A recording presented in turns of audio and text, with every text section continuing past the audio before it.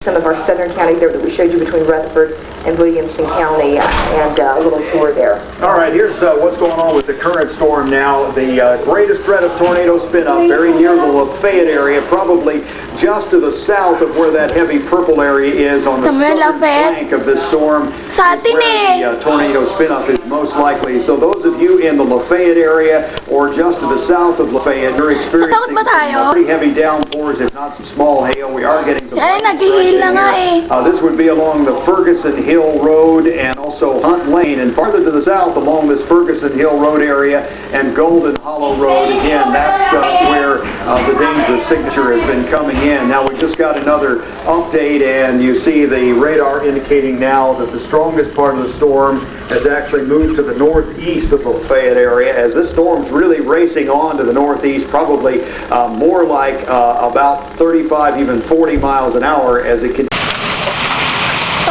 Grabe oh. Look! Raining